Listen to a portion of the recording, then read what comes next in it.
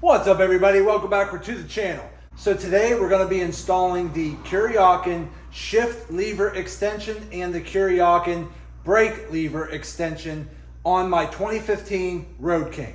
Now, I did these same extensions on my previous bike, which was a 2016 Street Glide, and I really liked them, so I figured I'm going to do them to this bike because I need to get as much leg room as possible, so when I am out riding and I need to stretch my legs a little bit, I have the space to do so. So that's what we're going to be doing today. So without further ado, let's jump in. I'll show you what the factory shifter and brake levers look like, and then we'll put the extensions on. This is a very simple modification. For any of you tall riders out there, I highly recommend doing this. So let's jump in. Okay, so here we are here. Now, if you haven't seen my other video that I just posted this past week, I did put the Tall Boy Cycles floorboard relocation brackets on, which take your floorboard, drops it down 2 inches, shifts it forward 2 inches, and pulls it away from the bike roughly a ½ inch. Now, as you can see here, this right here is the stock gear shifter. Now, I already took the heel shifter off just because I really don't use them, but I want to get the extension shifter on, which will probably add about 1.5 inches or so to the overall length. So all you have to do is take out that bolt right here, pull your shift lever off, dismount your peg, which is just basically this Allen bolt right here. The whole peg pops right off. We're gonna put it on the new Kuryakyn extension lever here, slide everything back on, adjust it where you want it, and you'll be good to go. As far as the brake, so as you see over here, the brake lever here is a little bit shorter from the floorboard because of the floorboard relocation bracket. So this right here from stock has it coming up on a pretty steep angle. So when you go with the Kuryakyn extension brake lever, what it does is it extends it probably about another 1.5 inches, but also has it come down just very slightly. So it works with these extension floorboard brackets much better. And then to take this off, you probably should just remove your floorboard on this side. It's much easier to get to the bolts needed. Then you're gonna unloosen this bolt right here. Right up here behind your exhaust, there's like a cotter pin. Take that cotter pin out and then unbolt this right here, and then that whole brake lever pops off. But it's a lot easier to get to that when the floorboard is taken off. So I'm gonna go ahead and take off this floorboard and take off the brake and the shifter lever, and then we'll come over here and we'll put on the new extension brackets. So here is the Kuryakyn extension girder shift lever here. Okay, I don't know if there's a part number here. Maybe that 1026 chrome. And then here is the girder brake pedal. There it is. Like that. Just like that. So I'm gonna go ahead and remove the old stuff first, and then we'll come over here and open these up. So I'll be right back in a minute. Okay, so we got the left side shift lever off here. Again, it's just being held together with one hex bolt here. So again, once you take this bolt out, the whole shifter slides right off. Then you can just go ahead and take the same Allen wrench, take off your peg, just like that. There's your lever right there. So just go ahead, set that to the side. So we'll leave these right here. Then, definitely make sure you have some blue Loctite laying around. We'll use that here in a little bit. Now the brake shifter here is a little trickier to get off. It can be taken off without taking off your exhaust pipe. You just have to play with it a little bit. Now, I did take my floorboard off on the right side, which gives you a little bit easier access to this. Then there will be this pin in the back that goes through the brake mechanism, goes right in between here like that. This cotter pin is going to go through that with a little tiny washer on the back side and then a little cotter pin. Now these legs on the cotter pin are usually flipped back the other way, so you got to go in there with a set of needle nose pliers and a screwdriver, like a flathead screwdriver, and just try to bend those legs straight again. Use your needle nose to pull the cotter pin out. Pop this out. Now you might have to kind of jiggle the brake back and forth while pulling on this cotter pin with the needle nose pliers, but it does pop out. Then you're gonna take off the front bolt here, okay, that's sitting like that. That bolt is sitting right here on the front of the brake shift lever here. Once you take that nut off, pull the washer off. Then what you need to do in order to take this off is pretty much just wiggle the brake lever up and down while pulling on it. And as you're pulling on it while going up and down, it will start to pull off the main shaft, and then you'll have to pull it forward enough and then rotate it down and forward to get these brackets to clear your exhaust pipe. So as you can see here, okay, I still have my exhaust intact, okay? You can take the brake shifter lever off without taking off your exhaust. You just have to take your time, wiggle it up and down while pulling on it, and eventually you will get that to clear the exhaust. So I went ahead and got both of those off. Now all you have to do, so I just went ahead and I used a little bit of Dawn dish soap with a little bit of water and was able to put that down into the rubber boot here on your brake lever.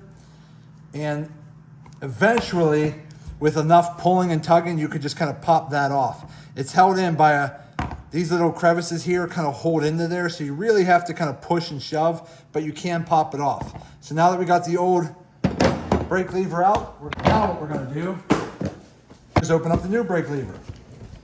So we're gonna head, take this out the box like this.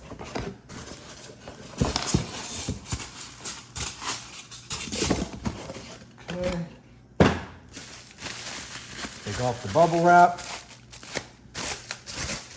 There you go. So this is basically the new one versus the old one. So as you can see, when you line them up a little bit, trying to see if I can do this for you. You can see the new one, it's probably about an inch and a half longer. So while this is still kind of wet, let me see if I can get this on there. Hopefully I can jam it back in there.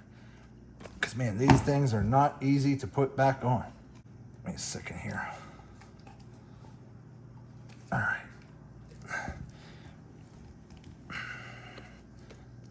All right. Got it on. Okay, went on pretty good. So there we go there. So now this one's ready to be back installed. And then we're gonna get our shift lever over here.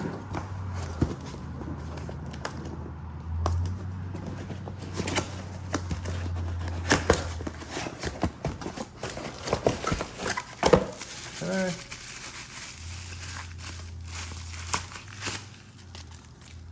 Take off this. And there's all kinds of foam and instruction stuff in the box, but I've done this a couple times, so I already kind of know what to do and how to do it. Okay, here is our new shift lever. Now, if you compare the new shift lever to the old shift lever, you can see it's a good bit longer. So now what we got to do is take our shift lever like this, put this in here. Actually, I'm gonna put a little blue Loctite on it first.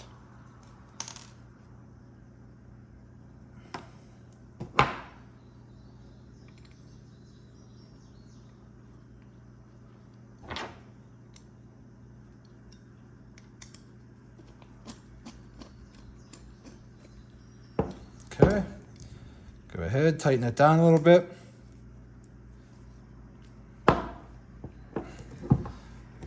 Okay, so now our new shift lever is ready to go here. So now all we have to do is go ahead, take the new shift lever, slide it back on the post, adjust it in the position you want, tighten down the bolt. To get the brake one back on, I'll go back over there and show you that one here in a minute, but let me go ahead and do this since it's the easy one. I'll be right back. Okay, so we went ahead.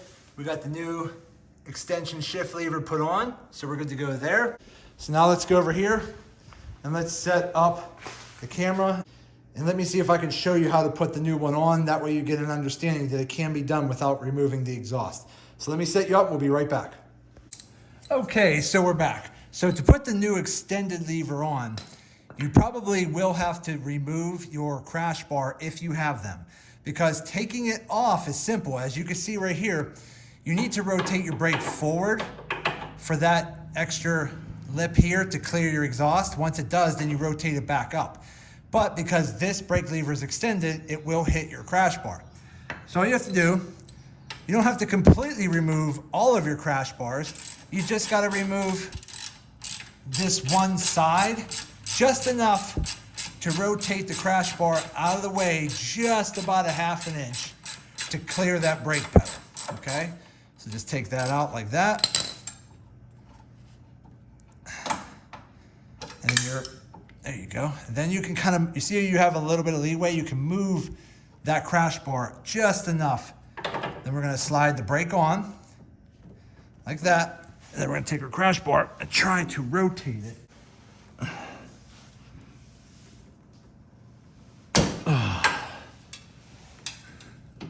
Almost got it. There we go. Okay, so I got it on. Again, you can do this without removing everything. You just have to find that sweet spot. Now that I have it in there, there's a little peg right back here. You want to kind of like get in there and there you go. Rotate the pedal up to get that arm in between, right there. Okay. All right. So that little arm that has the boot right here, I know it's kind of hard to see because I don't really have a light. There's a little rubber boot here with a little arm that comes out of your brake that pulls to apply the brakes. So you want to line that up in between there. Then you want to take your cotter pin.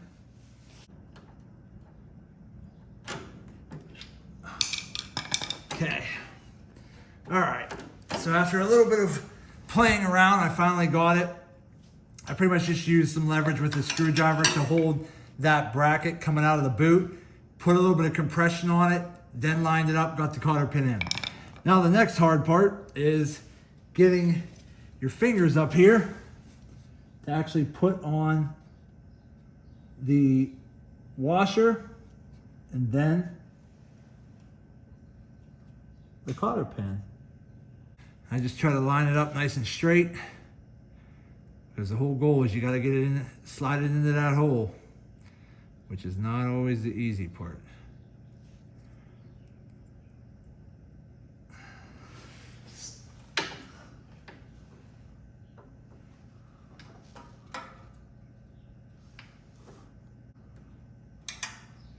Okay.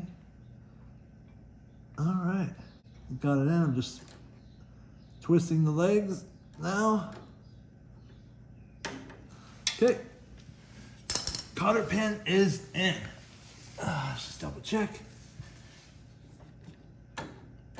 Okay, it looks pretty good.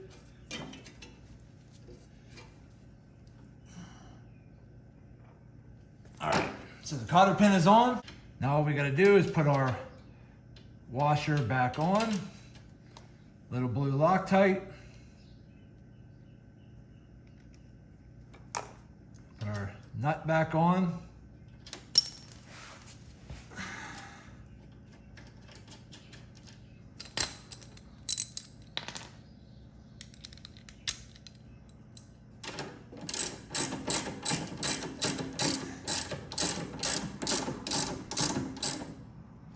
Okay, nice and tight. And what's nice about this Girder brake lever is that it already comes with a Zerk fitting that you can actually grease to keep it nice and smooth. So now that we have that on, we'll go ahead, add another drop of blue Loctite on this bolt for our crash bar.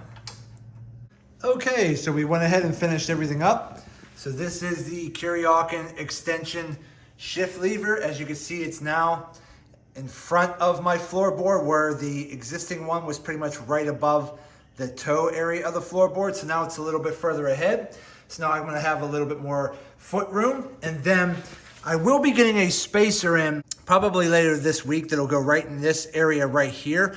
What's there now is pretty much a rubber boot that holds your shifter from sliding too far back, because by factory, they wanna have this much in the front for you to have your heel shifter hooked up.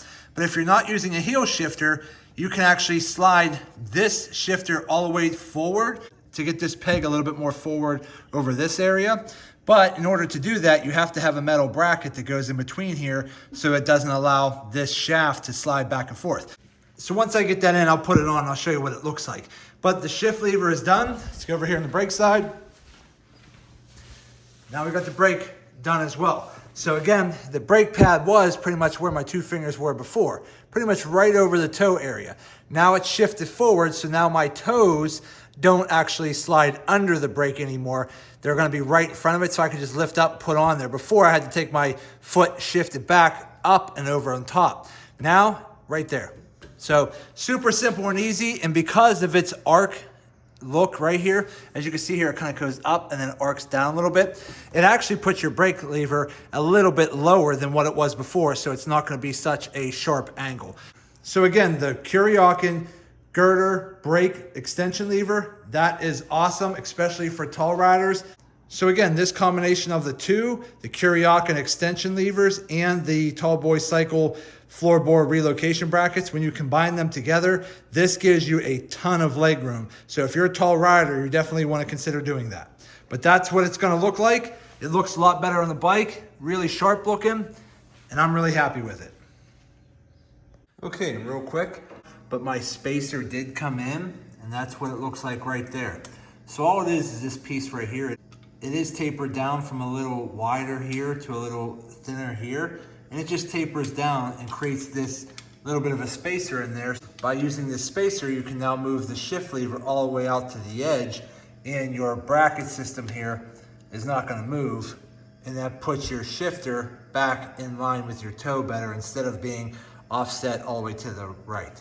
So that's what the spacer looks like there. Turned out great. I'm really happy with it. Okay, everybody, so there you go. It's not that hard of a modification to do to your bike. A little bit of work. The shift lever side is super simple and easy. The brake side is a little bit more involved because you do have to fandangle the factory brake lever back and forth to get it to fit around your exhaust. And then to put the new one on, you're probably gonna have to take the bolt out of the right side of your front crash bar just to kind of move it out of the way, just to clear it. But it can be done without taking off your exhaust, because taking off the exhaust is a big pain in the butt and nobody wants to do that. So there you go. I just showed you it can be done. I did it to the Road King over here. I'm really happy with it. It looks great. It's going to give me a lot more foot room and leg room, and I'm really happy with it. So my overall impressions of the Kuryakyn extended shift lever and the Kuryakyn brake extension lever, I give it a thumbs up. I give it a go. I put it on all of my touring models because, again, I'm a taller guy at about 6'3", 6'4". I need the maximum leg room I can get. So that's it for today's video. I hope this video helps some of you out. Do me a favor, hit that thumbs up button, like this video. If you have any questions at all, put them in the comment section and I'll get back to you as soon as I possibly can. And also do me a favor, subscribe to the channel because it definitely helps me out and I greatly appreciate it. So that's it. I just want to say thank you to each and every one of you. I truly appreciate you all. Thank you. And as always, see you in the next video.